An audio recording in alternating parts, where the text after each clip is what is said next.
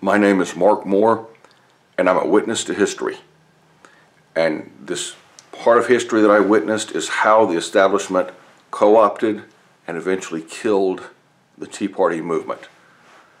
And I say this for the benefit of all potential activists, the next generation of activists, if they haven't rigged things so badly that they've made sure something like the Tea Party can't happen again.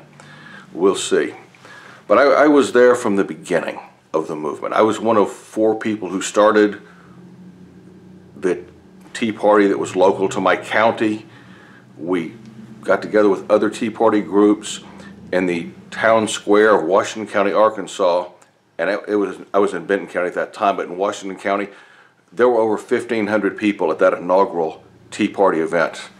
And we had speakers weirdly from among ourselves. I believe I was the wind-up speaker that day. It was a great time. It was a time of great promise, or maybe great threat if you're part of the establishment that like things nice and tidy.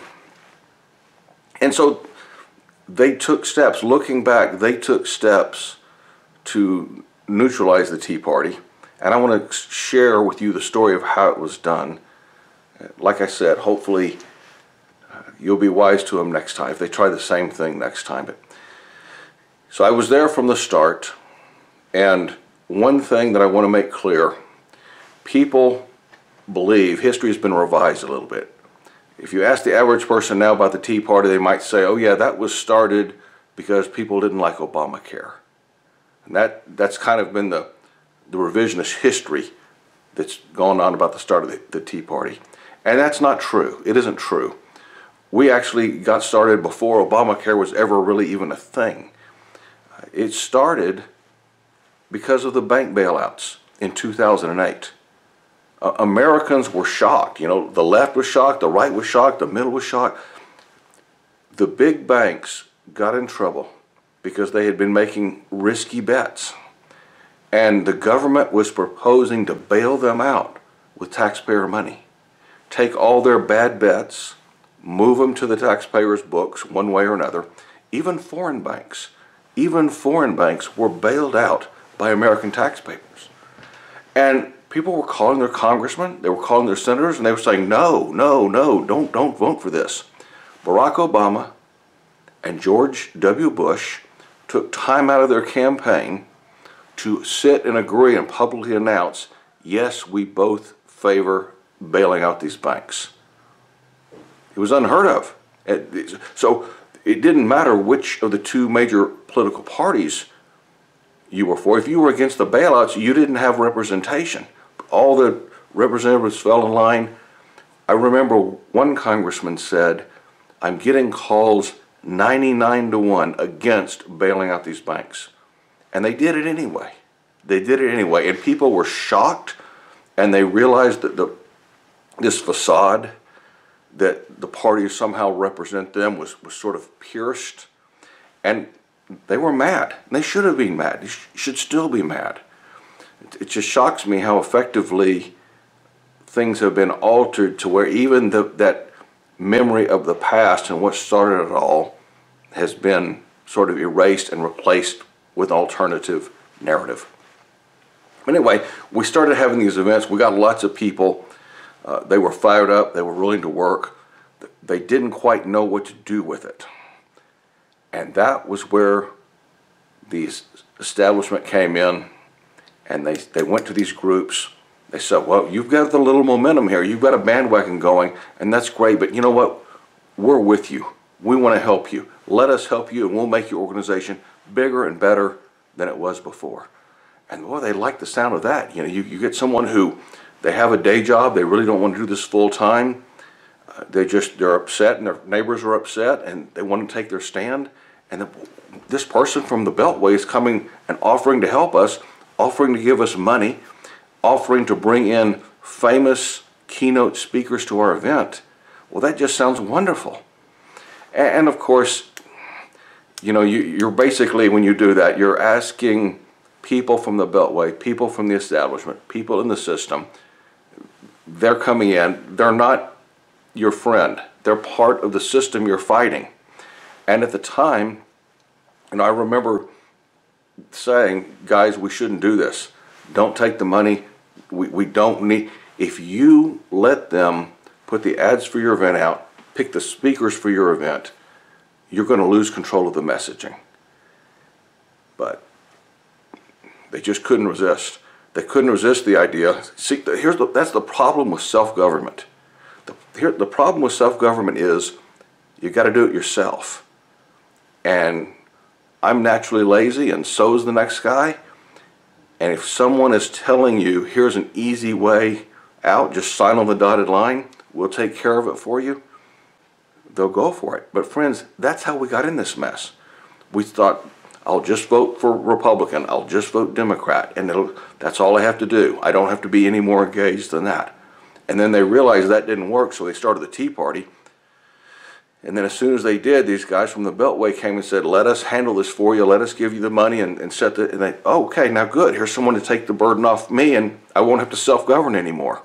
Well, you see the result. They wind up, they're not working for you, they're working for them. So it happened, they lost control of the messaging. It became pretty much a, let's bash the Democrats, let's back these Republican personalities. And the Tea Party went from this thing that many people viewed as a benevolent force that was sort of nonpartisan and willing to call out either side if they spent money on foolishness or if they wanted too much taxes, and that all went away. And pretty soon they became just seen as a partisan group that was really just a front for the Republican Party. You know, when there was some congresswoman that accused the Tea Party of being astroturf, phony grassroots. At the time she said it, it wasn't true. A year later, increasingly, it was true. And that was basically the system's plan all along, to turn real grassroots into astroturf.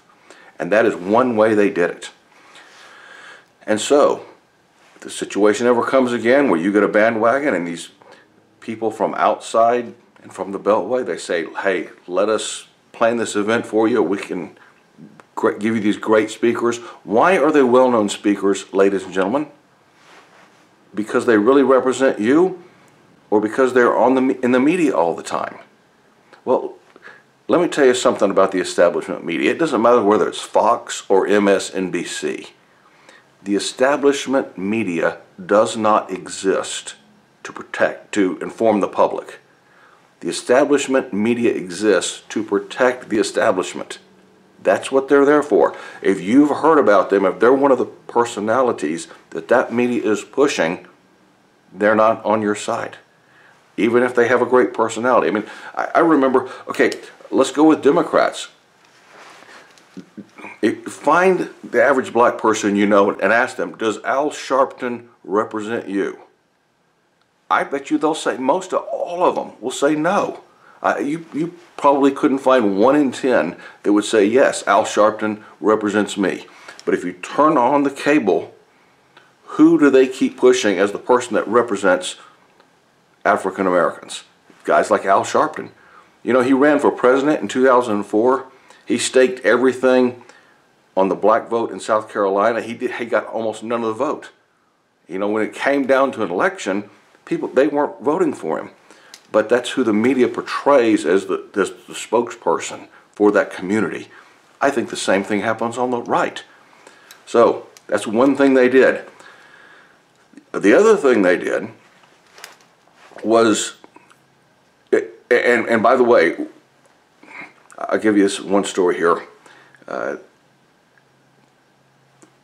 One of the guys that we had in the officers group of my Tea Party said to me, and I think someone put these words in his ear, this movement isn't going to last, so let's make as much money off of it as we can while it does. And so I would say you don't want to be paranoid, but you also don't want to assume that just because they stand in the crowd with you, that they see the world the way you do and that they're really on your side. It's not that we're all good guys and the establishment is all bad guys. The line between good and evil runs down the middle of every human heart, and we need to look out for it among us as well as point it out when the other guys do it. But what happened was the county committee sent just enough people into the Tea Party, and then, okay, oh, you're from the county committee, yeah, but no, I want to join your Tea Party, I'd like what you're doing. And once they were in there, though, there was just enough of them so that criticizing the Republican Party became controversial within the group. Before that, there was no problem. They would call it, it didn't matter if Republicans wanted to tax and spend or Democrats wanted to tax and spend. They were against it because that was their thing. It didn't matter if a Republican was for the bailout or the Democrat was for the bailout of the big banks. They were against it, and they were being consistent, and the public was recognizing them as someone who was consistent and they could trust on fiscal responsibility issues. Well, that changed. That changed when there was enough Republicans at the meeting to where you could not criticize Republicans who were fiscally irresponsible. It became too controversial within the group, and I think that was by design. If I had it to do all over again, I think we should have said, you know what, we need to have two caucuses. A Tea Party caucus of independent, non-aligned, and a Tea Party caucus of people in this party. And that way you can have your conclusions and we can have ours, but we're not free to express our opinions about the Republicans as long as 15% of our membership, or 10%, are also members of the county committee, and they're really there representing the Republican Party. And so it was sort of undermining. And what happened when that became the case? Well, once it was, you basically, and there's still Tea Parties out there, they're like zombies of their old self. You know, they're like zombies. But you can do everything you need to do as a county committee member better than a Tea Party member.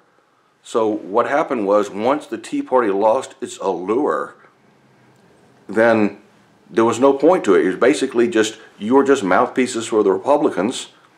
You really don't have any purpose that couldn't better be done as a member of the county committee. And so it just withered and died. Because once they lost their neutrality and willingness to criticize both sides, they just got captured, and then they became pointless, and then they went away. You know, there's more I could say. At some point I ran as an independent, and this was when they thought they had most of these groups captured. I ran as an independent, and 10 other people ran as an independent for seats in the state legislature. And that shook the legislature up. Shortly after that, they passed laws making it harder to run as an independent, which I sued them for, and that's in our documentary Access. It's also in the book, Journey on the Outside, all that and more. But this one group, this one grassroots group actually endorsed me because the Republican candidate dissed them by not answering their questionnaire. And I answered their questionnaire, and I mostly told them what they wanted to hear. Couldn't tell them what they wanted to hear on everything, but mostly I did. They endorsed me. All of a sudden, they got popular again with the Republican legislators. Started giving them attention, including them on meetings. It's basically sucking up to them. And I told the lady who led it, and her daughter, she did get something out of it because her daughter later became a state legislator. But I said, you know, as soon as this goes away, they're only really kissing up to you because you endorse me. They want to bring you back on the reservation. As soon as that's done, they'll take you for granted again. And she's like, yeah, I know, but you know what? It worked. And we had a parting of the ways, and the main legislator that was tasked with bringing them back on the reservation is now in federal prison, serving a long term. You know, so it wasn't a good situation on any level. So those are some of the lessons I've learned, painful lessons. You know, we may never experience a movement like that again in our lifetime. They probably have found a way to close some exit doors and not let us, because they were scared. People were booing them. People, middle-class people, not the kind of people that are out at every protest just protesting everything, but people who had never been to a protest before were protesting them because they were being criminal servants of the banks instead of listening to their constituents. They were the fraud that is the big fraud, the main fraud that our system doesn't represent us, was exposed in 2008. And they've had to find a way to paper it over, and they mostly have, except for a few of us who remember. Thank you for listening, folks. Take care.